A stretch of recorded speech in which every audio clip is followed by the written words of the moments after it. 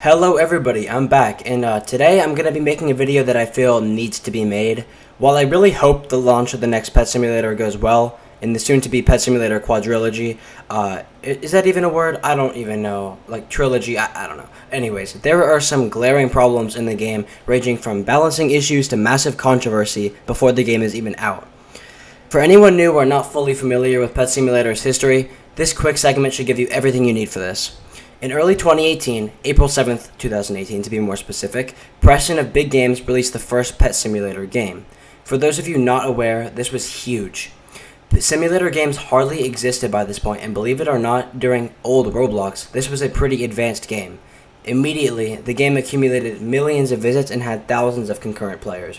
Everything was going great with new content and consistent updates every single Friday.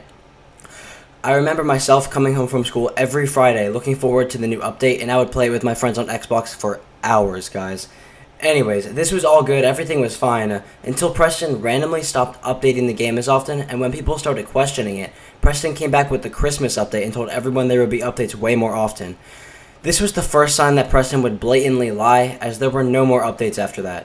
If you go into the original Pet Simulator today, which is still up, the Christmas world still remains where it's been for over 4 years. After this, players left the game and pretty much forgot about it, as Preston was gone and working on a new game, Pet Simulator 2. After teasing the new game heavily on Twitter and saying very bold statements, such as one where he said it would be a front-page game on Roblox, this all led players to believe that this game was going to be incredible. The stakes were high and, yeah, the game was a disaster.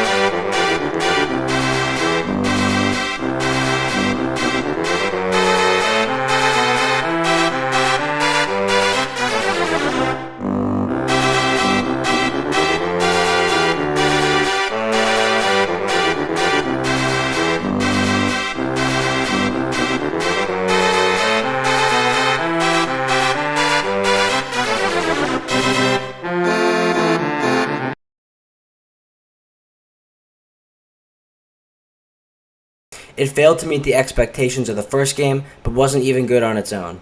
Many other YouTubers have already made videos on why this game is bad, so I'm not going to get into any details here, but yeah, the same thing happened. Preston went into silence for over a year, and suddenly came back in July 2021 to release Pet Simulator X. Now this was huge, basically as huge as the first game, and the release was a massive success. Just like the original game, this game received constant weekly updates, and the game grew bigger with each update, receiving over 1 million concurrent players at one point. It's impossible to argue that Pet Simulator X wasn't a colossal game. It now has over 7 billion total visits, which is almost as much as the amount of people on Earth. But then, the game started updating less. Players began losing interest. And also, expensive pay-to-win features were added, and the game pretty much died. Now that you know the history of the game, let's actually get into the video. Chapter 1. Game Pass and Pet Transfers. As we all know, millions of players have collectively spent trillions of Robux on Pet Simulator X on Game Passes, Huge Pets, Titanic Pets, and more. Clearly, Big Games needs to find a way to fairly compensate these players. In my opinion, they shouldn't give people things from other games, and that Preston's decision to do so is a huge problem. That is coming from someone who didn't spend that much on the game, but the huge glaring problem with the idea is that, like, how do you even go about doing it?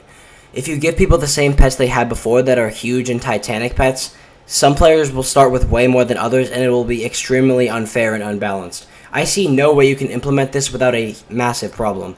Free-to-play players will be at an enormous disadvantage before the game even starts, killing the motivations to even play because they know they will have no chance of getting on the leaderboards the moment they join.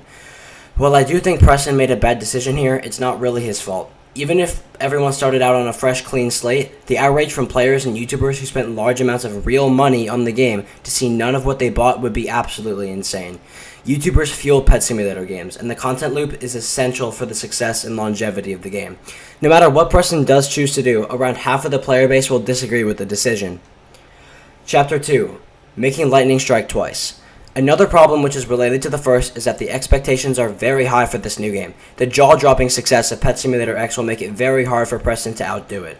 The player base has become so widespread and diverse that it's hard to have everyone be happy with what they're getting. It doesn't take much to ruin this game. It may lead to too many changes. For example, we are in a similar situation to the release of Pet Simulator 2 after the original game. Just like how Pet Sim 2 had to come out after the success of the massive previous game, Happy Pet Game, which is the new one, is coming out after the massive success of Pet Simulator X. While Pet Sim X didn't have high expectations because it came after the failure that was Pet Sim 2, and the original game had no expectations to meet, Pet Simulator 2 changed the core game too much and made the game not play.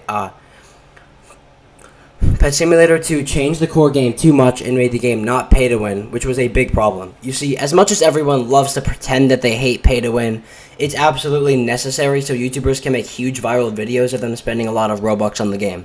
And many players thought that Pet Sim 2 changed the game too much and it didn't even feel like Pet Simulator at all. Happy Pet Game is in a very similar situation here, and it will be very hard to balance everything. Chapter 3.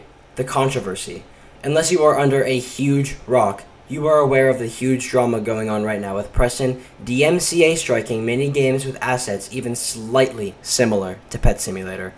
No one is on Preston's side here. I mean, everyone's really mad on Twitter. Like, if you just go on there, it's pretty much impossible to avoid this controversy. And hashtag boycott big games is trending with thousands of tweets on it. Many players, due to this, will probably not even play the game at all when it comes out. Preston's endless greed will likely lead to him continuing to do this, making the controversy even worse. If he isn't careful, he might just lose his entire player base. YouTubers not wanting to get involved in the drama may choose to not upload any videos on the new game, which, as I talked about earlier, YouTubers making videos on the game is